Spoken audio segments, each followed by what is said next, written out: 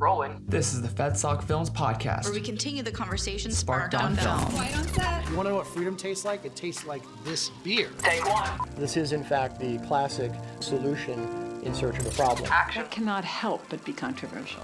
Cut. With expert discussion and analysis. With the greatest legal minds on the topic today. The FedSoc Films Podcast. It's a wrap. Do you know what an omnibus is? If you said it's a bus, you're correct. If you said it's a collection of stories, you're also correct. And if you said it's a type of spending bill that appropriates discretionary government spending, you're also correct. Hey there, and welcome to the FedSoc Films Podcast. I'm Ann Hartley, your definitive host. Together with the Article 1 initiative, we recently released a film about omnibus bills in Congress. I have with me Mark Strand, former president of the Congressional Institute and a professor of legislative affairs at George Washington University, to dive into the omnibus budget process. Welcome, Mark. Well, thanks for having me, Ann. Glad to be here. Absolutely. So what first got you interested in the omnibus? Well, I worked in Congress for 24 years. It was interesting because I started during the Reagan administration. And omnibuses were just sort of becoming the tool that they used to settle most budget disputes. And there's one very famous State of the Union address where Ronald Reagan took 3,000 pages and put it on the desk and said, "If you ever send this to me again, I will not sign it." But of course, he did sign it. And we've been doing omnibuses most year as a substitute for the regular appropriation process. So how would you describe the omnibus process to someone who knows nothing about it?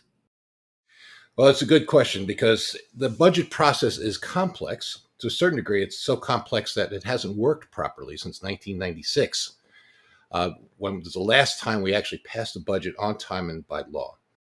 But what is supposed to happen is that both chambers of the House are supposed to pass a budget. They are then supposed to authorize the different programs in the executive branch.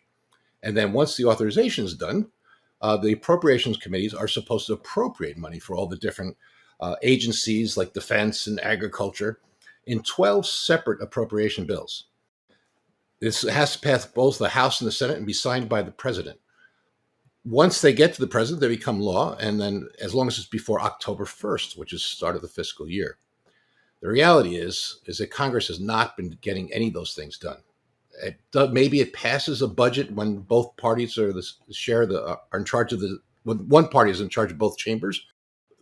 But even then, the authorization process is completely broken down so that 2/3 of the non-defense discretionary budget is unauthorized, even though that's actually against the rules of both the House and the Senate. And then finally, the appropriation bills never get passed in time. And so what happens on October 1st is the year's about to begin, the fiscal year. And if the appropriations haven't passed by law, the government can't operate because only the Congress cannot appropriate money. The president can't spend money that Congress hasn't given him. So Congress has to either pass a continuing resolution, which sort of just postpones the date a little bit further, or pass an omnibus appropriation, which combines all 12 of those appropriation bills into one big fat bill. So it would be fair to describe an omnibus as a sort of a stopgap for the proper procedure?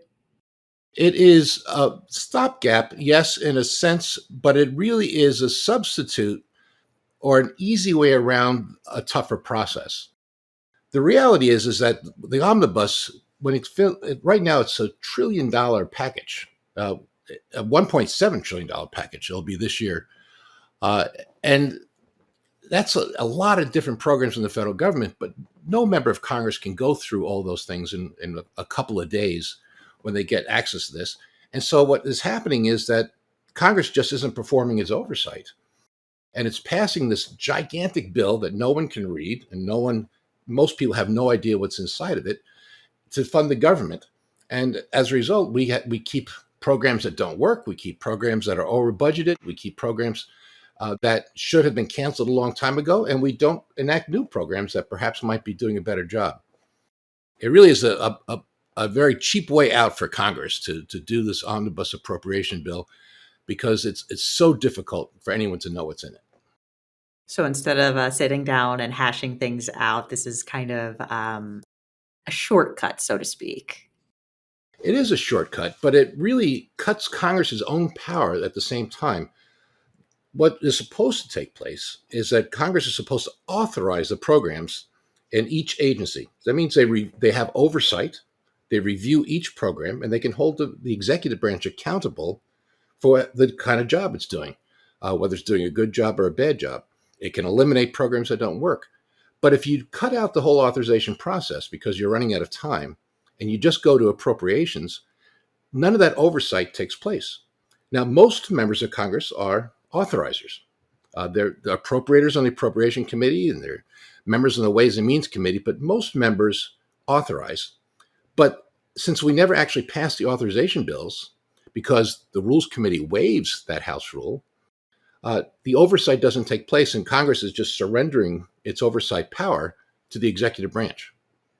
Gotcha. So this is a pretty significant change from regular process. Yeah, it is. Now, the budget process hasn't worked for some time. And we're under the 1974 Budget Act. That's the law of the land. But it hasn't worked for some time. And really, Congress needs to make some changes for its own sake. It really should go to a biannual budget process where they do a 2-year budget. So each Congress has its own budget. It should make sure all of its programs are authorized, that there's a sunset provision on most major federal programs that if they doesn't get reauthorized, it ends. And then there should be rules in the appropriations that make it difficult to pass an omnibus appropriation process without a huge ability of members of Congress to amend that bill and basically authorize on the fly. Gotcha. So you would take care to disincentivize doing an omnibus as opposed to going about it the hard way. Absolutely. And I think that's you actually used a very key word when you said disincentivize, because the incentives are all built into to make the process not work right.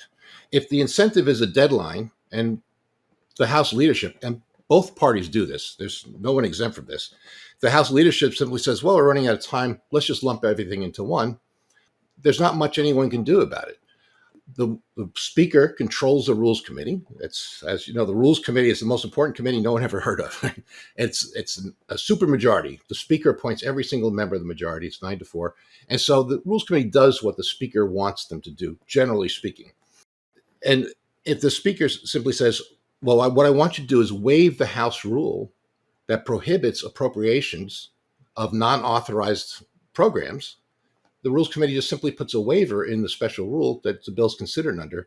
And so if someone objects to an appropriation bill that has unauthorized things, it's out of order because the Rules Committee exempted the consideration. And the problem is so much of this is inside baseball that it's very difficult for the public to sort of track just what's happening with these things. But suffice it to say, they should be upset because it hasn't worked for some 27 years in a row where Congress has not passed the budget on time and according to law.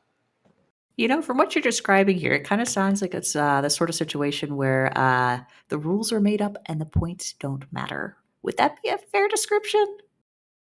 You know, it's the House passes on the first day of Congress a whole set of rules.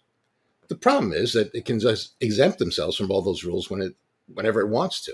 For instance, a budget point of order, if you pass a budget and then you overspend in your appropriation bill what the budget gave to you, normally a member of Congress could object and simply say, object, you went over your budget. So they waive that point of order. And so you can't object if they overspend. They do the same thing on the unauthorized appropriations, right? They just waive the rule.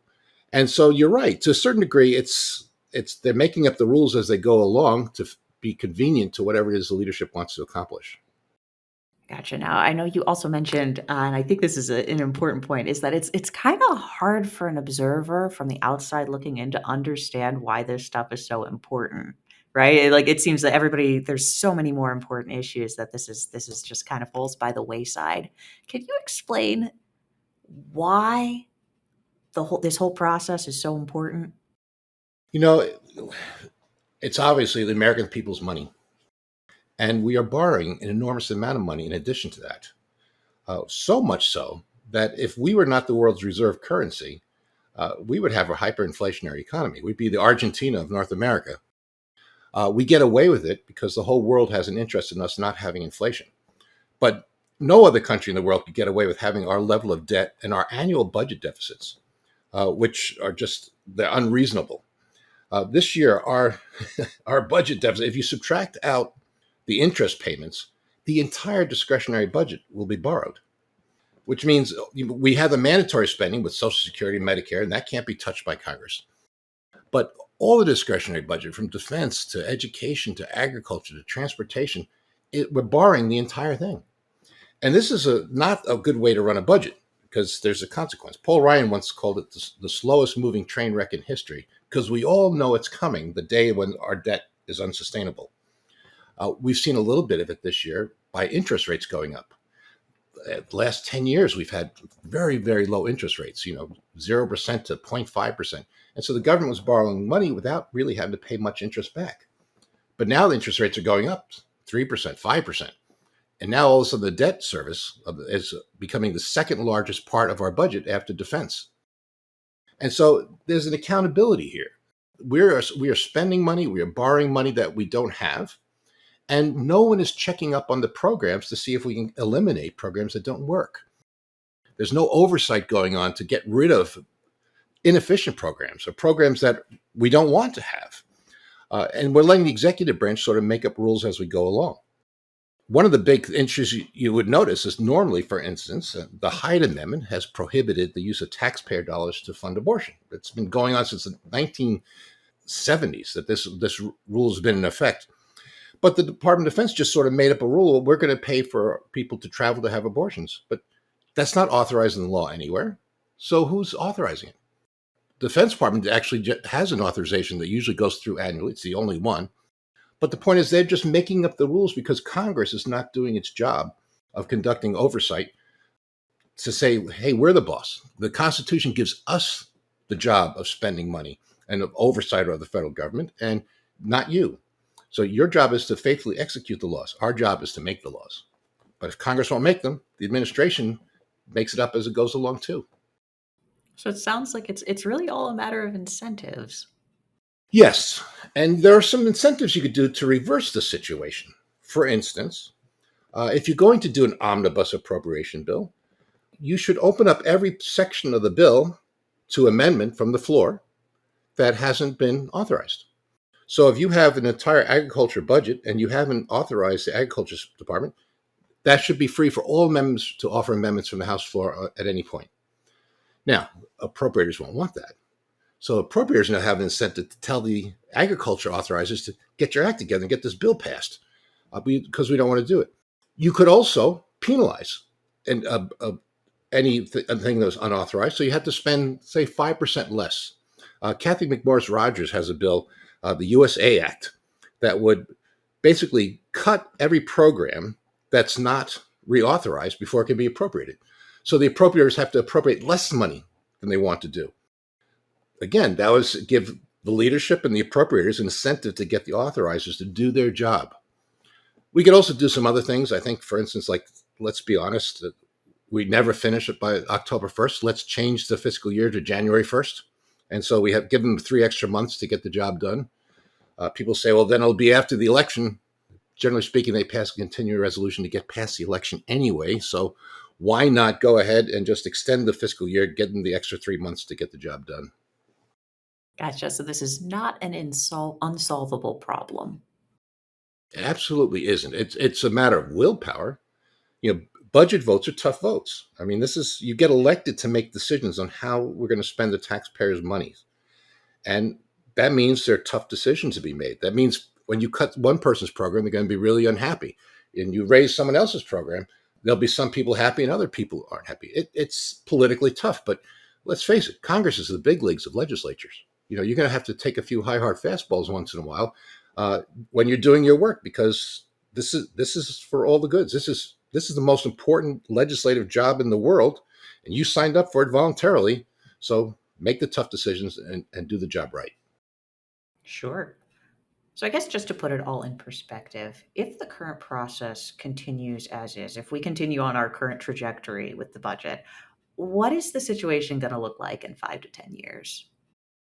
I think the reality is that if we do not make tough decisions on the budget and we do not extend oversight, interest payments alone are going to start crowding out everything else in the budget. by far, in terms of the discretionary budget, this is the $1.7 trillion we'll spend out of our $5 trillion budget this year. Defense is the largest part, but you're going to have to start crowding out the things that you can spend money on because the interest payments are getting so high. And the bottom line is, at one point, somebody's going to come up with a currency that's reliable, whether it's a digital currency in the future or some sort of more reliable currency. There isn't one right now, which is why we get away with it. But if the United States is no longer the reserve currency, all of a sudden people are going to say, well, if you want me to lend you money, if I'm China or Great Britain or Japan, I may require a higher interest payment because you're running such a huge debt. I don't trust you're going to be able to pay me back. And this is what happened in Europe, for instance, during the Euro crisis. Italy and Greece had to pay 7, 8, 9% interest on their debt because people didn't trust them to be able to pay it back. If that ever happens to us and our interest rates, we go into what they call a debt spiral. It sounds an awful lot like a death spiral, but it's kind of a financial debt, but a debt spiral where their interest rates keep going up, your finances get worse, so your interest rates keep going up, and you just go into a spiral where eventually interest rates crowd out everything in your budget. It's obviously unsustainable. We're going to have to fix things like Social Security and Medicare, which are not on solid financial footing. And so we at least need to get the discretionary part of the budget under control. That is going to take a lot of discipline and some willpower, and quite frankly, the insistence of the American public that they do their job. Gotcha. So just to sum up what you've been talking about here today, it sounds like the omnibus process is sort of a stopgap or a substitute for the regular appropriations process, and that has caused a lot of significant issues in Congress and is going to continue to cause issues until someone steps up to address it. You got it. Exactly. All right. So one last question. Where can our listeners learn more about the omnibus process? Well, on the Congressional Institute website, there are a number of articles about the budget, including budget reform. And a lot of good think tanks have put this out. A lot of groups who are worried about Congress's role in the Constitution have been doing work on the budget. But I would direct it to some of the white papers on the Congressional Institute website about budget reform and the appropriation process and the broken authorization process. And most of those things are written in language that a person who is interested in government could understand. Thank you, folks, for listening in. You can find our film Omnibus on our YouTube channel or at fedsoc.org. That's FEDSOC.org. As always, the Federalist Society takes no opinion on particular legal or public policy issues. All expressions of opinion are those of the speaker. That's a wrap. This has been a FedSoc audio production.